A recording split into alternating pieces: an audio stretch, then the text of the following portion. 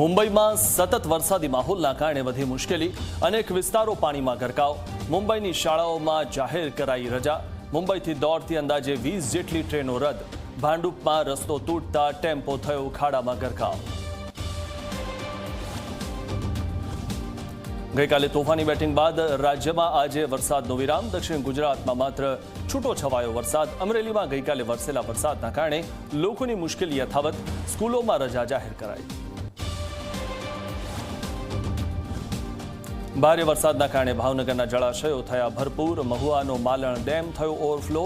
10 ગામોને કરાયા એલર્ટ. તો શેત્રુંજી ડેમમાં પણ સતત પાણીની આવક. પાલિતાણા તળાજાના ગામોને એલર્ટ કરાયા. વડોદરામાં વરસાદની આડમાં કેમિકલ માફિયાઓ બેફામ. સાવલી નજીક મિની નદીમાં કેમિકલ કંપનીઓએ છોડ્યું દૂષિત પાણી. કેમિકલના કારણે અનેક માછલીઓના મોત. મોરબીના ખેડૂતોના સમર્થનમાં રાજકોટમાં યોજાઈ રેલી. વીજપોલના વિરોધમાં પડધરી તાલુકામાં ખેડૂતોની રેલી નીકળી.